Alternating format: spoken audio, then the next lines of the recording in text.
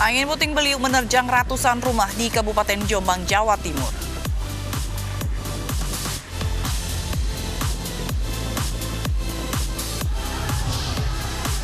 Unjuk rasa ormas di depan kantor Wali Kota Jakarta Timur berakhir ricuh.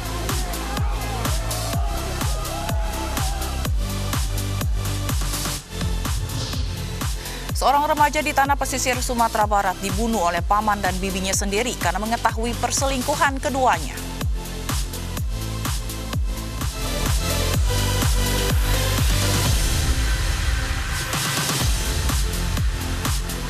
Selamat malam pemirsa, politikus PD Perjuangan Henry Yosodiningrat meminta polisi memulai kembali penyelidikan terhadap kasus pencemaran nama baik yang menyeret Rizik Syihab tahun 2017 lalu. Informasi selengkapnya akan hadir dalam iNews Malam bersama saya, Fazilah Khairunisa.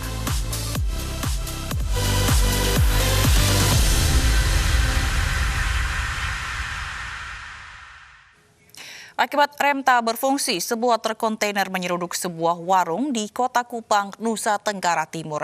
Tidak ada korban jiwa, namun terjadi kebakaran pada rumah dan juga badan mobil.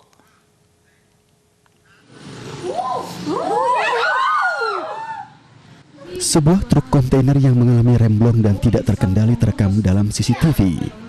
Truk menyeret sejumlah pengendara motor dan mobil hingga menyeruduk warung di Jalan HR Koroh, Kelurahan Sikumana, Kecamatan Maulava, Kota Kupang, Nusa Tenggara Timur, Rabu siang. Saksi yang berada di lokasi kejadian mengaku mobil melaju sangat cepat menabrak warung bensin. Akibatnya mobil langsung terbakar. Beruntung tidak ada korban jiwa akibat kejadian ini. Sejumlah pengendara motor luka ringan dilarikan ke Puskesmas Sikumana. Sementara sopir dan pemilik warung yang mengalami luka berat dirawat di Rumah Sakit Santo Karolus Borromeus Belo. Tim pemadam yang terjun ke lokasi berusaha memadamkan api agar tidak merambat ke rumah warga. Lemblong itulah sehingga dia kayak sepertinya dia mencari tempat di mana untuk dia bisa menghindari kecelakaan lebih parah. Jadi di sinilah yang kita lihat tadi.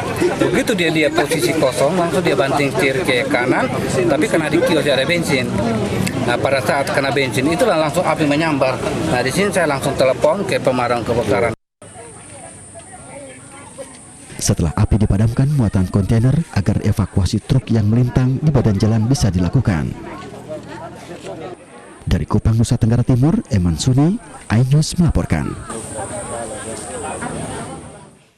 Pasangan suami istri di Balikpapan, Kalimantan Timur tewas ditabrak sebuah mobil. Kedua korban yang berboncengan sepeda motor tertabrak mobil yang berusaha mendahului kendaraan lain.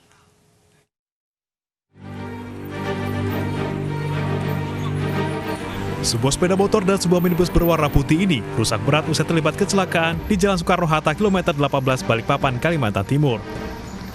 Pengendara sepeda motor yang merupakan suami istri tewas di tempat. Motor kedua korban ditabrak minibus putih saat minibus tersebut berusaha mendahului kendaraan lain.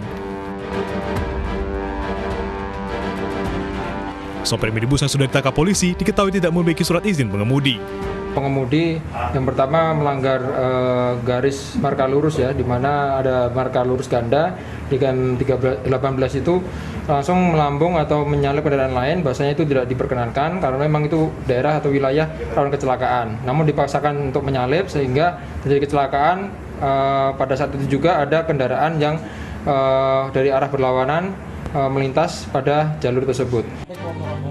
Sopir minibus terjerat pasal 310 ayat 4 Undang-Undang LLAJ dengan ancaman hukuman 6 tahun penjara. Dari Balikpapan, Kalimantan Timur, Mukmin Aziz, iNews melaporkan.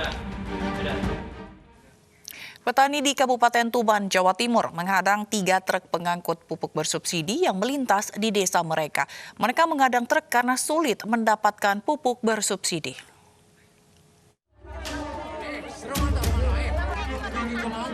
Petani Desa Jadi, Kecamatan Semanding, Kabupaten Tuban nekat menghadang 3 truk pengangkut pupuk bersubsidi yang melintas di desanya karena sulit mendapatkan pupuk. Petani yang menderita krisis pupuk ini langsung membongkar paksa truk pupuk di tepi jalan. Para petani menggelar aksi ini untuk menarik perhatian pemerintah agar memperhatikan pasokan pupuk untuk petani. Para petani mengaku akhir-akhir ini semakin sulit mendapatkan pupuk subsidi. Perwakilan distributor pupuk subsidi mengatakan pupuk subsidi untuk para petani sebenarnya sudah terjadwal. Karena kita itu nggak ada sama sekali di kios-kios, nggak ada, kita mau beli. Kebetulan lewat sini kita hadang semua. Memang sulit Pak nyari pupuk ini? Memang nggak ada sama sekali, nggak ada di kios-kios, nggak ada. Jadi ini tadi sudah disepakati ya bahwa pupuk ini tetap dikirim ke tujuan semula yaitu Kecamatan Brabakan. Kemudian untuk yang di Desa Jadi ini nanti dipastikan oleh distributor. Setelah dimediasi camat dan petugas keamanan setempat, para petani akhirnya melepaskan truk pupuk subsidi yang mereka hadang. Petani mengeluhkan pupuk karena kebutuhan pupuk bersubsidi ini hanya tersedia 30% dari total kebutuhan para petani di masa tanam.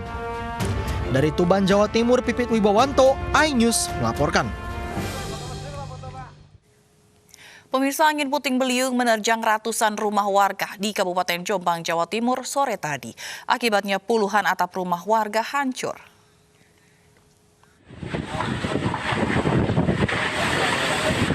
Angin puting beliung menerjang Desa Bendungan, Kecamatan Kudu, Kabupaten Jombang, Jawa Timur, Rabu sore.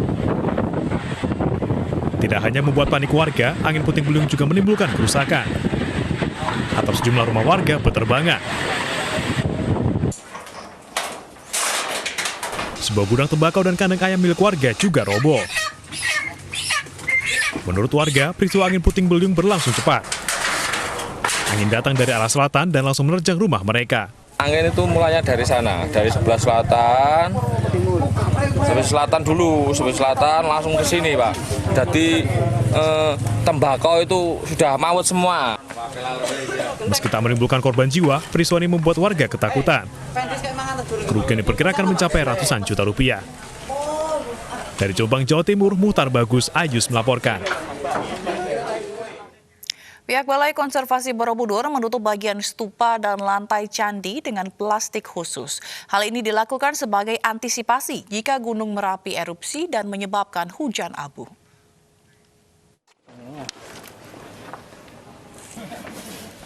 Balai Konservasi Borobudur menutup satu persatu stupa di lantai 8 Candi Borobudur menggunakan plastik khusus untuk bebatuan. Penutupan ini sudah berlangsung selama 2 hari. Penutupan dilakukan sebagai bentuk antisipasi agar candi tidak rusak terkena abu vulkanik jika Gunung Merapi erupsi. Penutupan juga akan dilakukan secara bertahap, sementara pemasangan plastik khusus ini terus dilakukan hingga menunggu kondisi dari Gunung Merapi.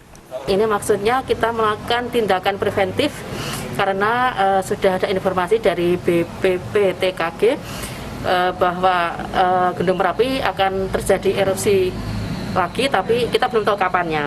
Nah, kita melakukan tindakan antisipasi supaya nanti ketika erupsi itu benar-benar terjadi dan arah abunya ke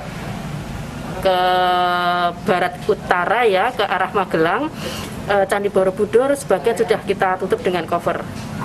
Sampai kapan, Mbak? Kami menunggu sampai erupsi itu akan terjadi. Total ada 1.475 meliputi stupa induk, 72 stupa berlubang, dan 1.472 stupa kecil. Dari Magelang, Jawa Tengah, Puji Hartono, iNews melaporkan. Pemirsa, unjuk rasa ormas di depan kantor Wali Kota Jakarta Timur berakhir ricuh. Massa menuntut bertemu Wali Kota terkait proyek pembangunan rumah.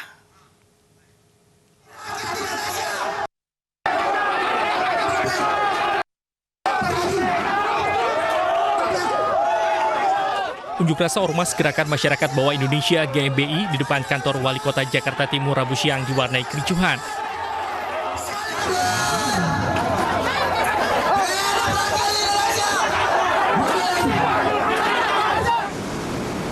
Kericuhan terjadi saat massa memaksa masuk menemui Wali Kota namun diadang oleh petugas keamanan.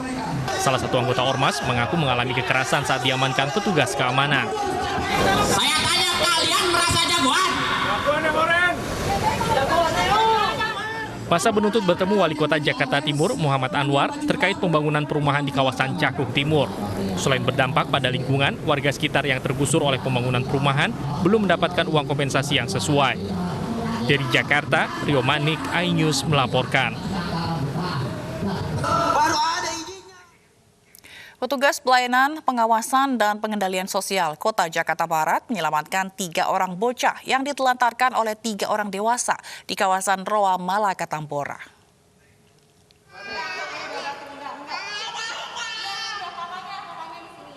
Dari pengakuan ketiga bocah, mereka dibawa oleh 3 pria bertato dari kawasan Senen, Jakarta Pusat.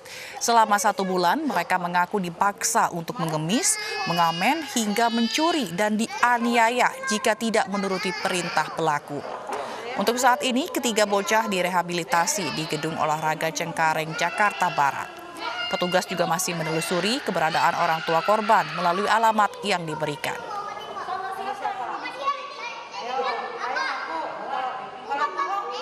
Ketiga anak tersebut mengaku bahwa dia itu ada yang menyuruh gitu, dan mereka mengaku orang dewasa tapi tidak menyebutkan siapa gitu. Identitas tersebut juga tidak diketahui gitu.